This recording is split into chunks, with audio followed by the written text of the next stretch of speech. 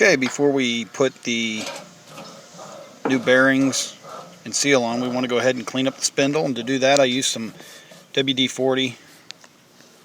Just wiped off all the rust and loose debris that might be on there. Get it ready to accept the new bearings. I'm also going to clean out the bearing housing or the raceway. Just make sure that all the old debris is out of there. Then we'll have a nice clean bearing way, get all the crud out of there that's left over from the old bearing, the old grease, pieces of grit left over from the old bearing. And the next thing I'm going to do is put a little wheel bearing grease or all-purpose grease around it just to help it slide in better. I'm just kind of smear it around the outside of the bearing. Just helps it to go in a little easier. Now when you're putting the bearing in, you want to make sure that you only pound on the outside of the bearing. If you hammer on the inside of the bearing, you could cause damage to the bearing. So we want to put this 2x4 in here. That'll make us hit the outside of the bearing and just tap it in place. Now that we're ready to put the seal in, put a little grease around that. That'll help it go in better. And that's where the spindle is going to be rotating around it, so we're going to keep that lubricated to help it go in a little bit easier also. Just simply wipe some grease around the area there before you push the bearing seal back into place.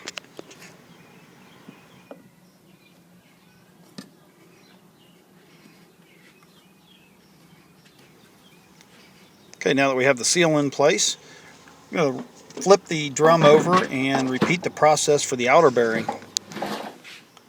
Use a 5-gallon bucket to set it on. It works out real well using a 5-gallon bucket. It holds it into place and gives me something to work off of without damaging the outer drum. So once again, I'm going to take the grease and work the grease around the outside of the bearing. It just makes it slip in a little bit easier. And I'm going to use my 2x4 once again just to hit on the outside of the bearing, the outer way of the bearing, so I don't cause damage to the bearing. And just rotate the 2x4 around so that the bearing goes in evenly.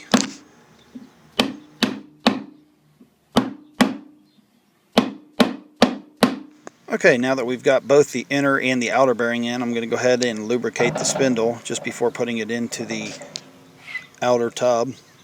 That'll make it slide in a little bit easier into the bearings and snap into place. Just work in some grease, and then I'm going to take the inside drum or the basket and just simply stick it down the hole. Again, using the 5-gallon bucket makes this very easy. Let's just slide it into place and push down on it, and it snaps right into place. Now we're ready to assemble the outer drum, and this is where using the marks on the outer tub helps. You can just line those up and set it in place, and it should line right up real easy with the marks that we've made when we disassembled the outer tub.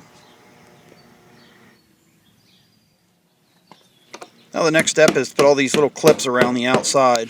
Just evenly space them and kind of pound them on one by one, working way around.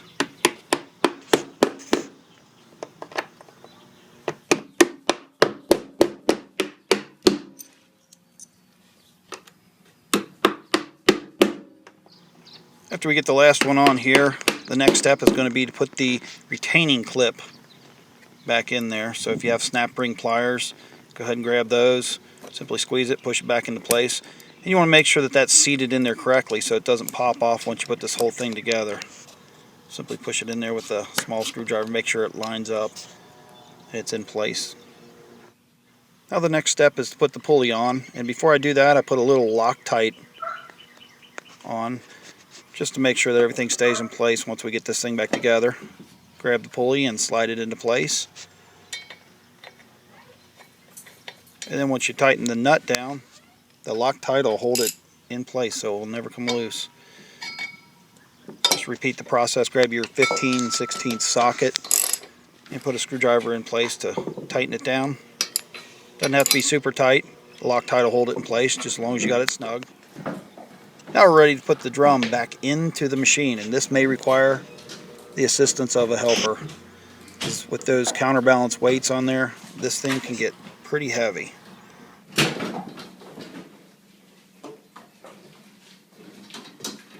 Once we get the drum back in there, I'm going to go ahead and hook the springs up to the drum so that it'll hang in place. And again, you may have to get someone to help you lift this up because it gets pretty heavy with those concrete counterbalances on there, but you just got to get that hooked, and once we got that hooked, we can go ahead down to the bottom and hook up the shocks. Simply plug it in, give it a quarter turn, and that locks it into place. Just repeat the process for the other shocks, 2 on the front and 2 on the back.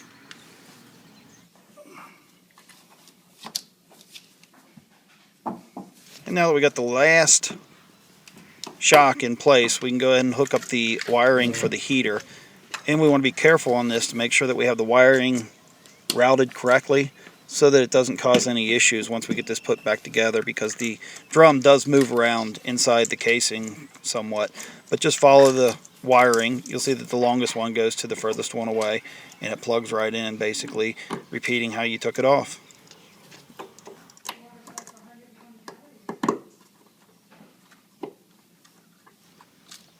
Now we're going to put the hose back on the bottom of the washer. Make sure it's all clean up in there, and simply slide the hose over the fitting and squeeze the hose clamp up around the hose just to hold it in place. And to make sure it's nice and snug, you may want to grab a pair of pliers so you can get a good tight grip on it and slide it in place so it's nice and tight and sealed off so we don't have any leaks. Now it's time to reinstall the motor. Just put the motor in the hanging brackets, slide it forward.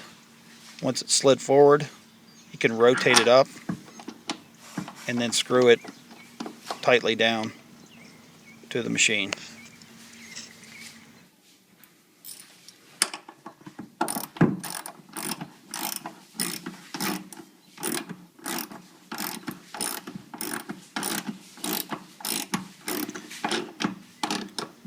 Now on this next step, we're going to be hooking up the ground wire that went up towards the bearing, so we want to make sure that we have this routed correctly, because as you'll notice, the pulley is real close, so there's a hole behind in the tub behind the pulley. You want to make sure you get the wire routed correctly behind there so that it doesn't get caught up in the pulley, because that pulley, it'll be spinning at a high RPM, so we want to make sure that that wire stays out of the way. So we want to follow the routing, same as when we took it off. And just go ahead and tighten the grounding strap onto the bearing area and make sure that that wire is out of the way. It's a good idea to take any slack up and attach it down at the bottom here, just to keep it from getting in the way of the pulley or the belt while it's spinning at high speeds. We can go ahead and hook up all the ground wires now.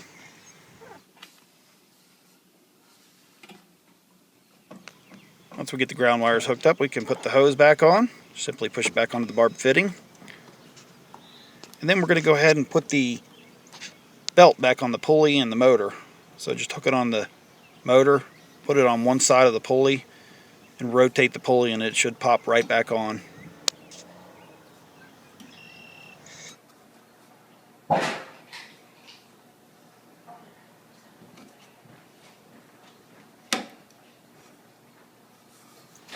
Next, we're going to hook up the door seal on the front of the washer, and before we do that, we want to make sure we plug in the hose at the top of the seal, and then simply work your way around, making sure the seal is placed all the way around the door so that when we put the strap around it to hold it in place, that there's no gaps or any place for leaking.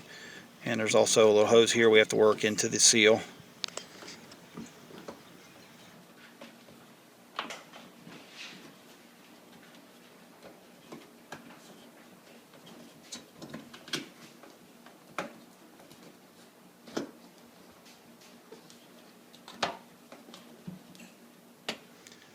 And now that we got the seal in place, we can go ahead and put the retaining ring in place. And it's spring loaded, so what I did is started at the top and I worked my way around to the bottom. Once I got to the bottom here, simply stretched it out, and it'll slide down over top of the seal and it'll hold it in place.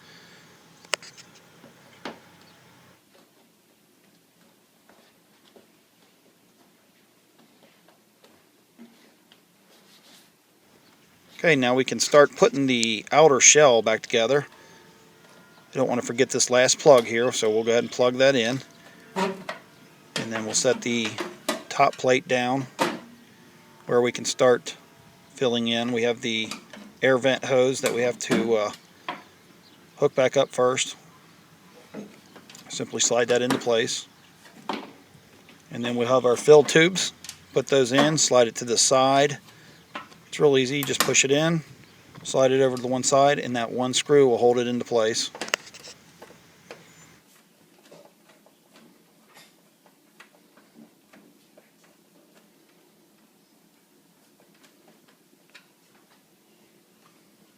Next we have the discharge hose.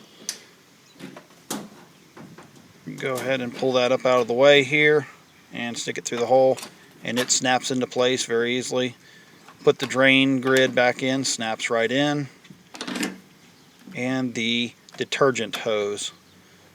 Get a hose clamp on that, get it in place, make sure it's sealed off real good. Now we can put the back of the washer back on. Just kind of lift it up and slide it down.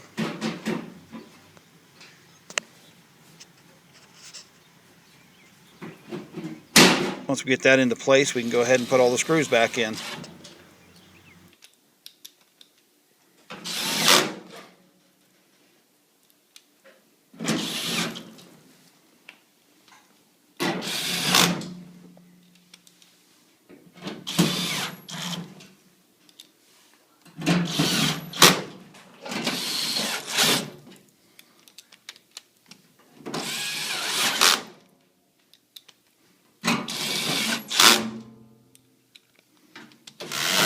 Okay, we got all the screws in the back. Now we can put the screws in the top.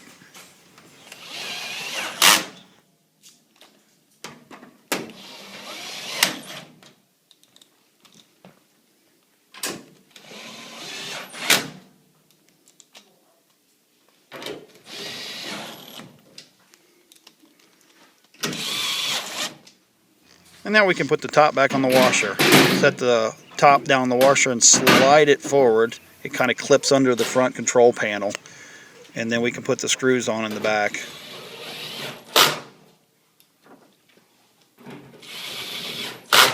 Now the next thing I'm going to do is hook up the drain hose. Simply push it up on the barbed fitting and slide your hose clamp up. You may have to use a pair of pliers. Get a good clamp on it. Make sure that it's sealed off real good. Now we can go around to the front and put the cover on the bottom part. You may want to leave this off and run it through a cycle once just to make sure you don't have any leaks. But other than that, 3 screws at the bottom. We've changed the bearings, and as you can see, it runs a lot smoother now, a lot quieter. Thanks for watching. This is How To Bob.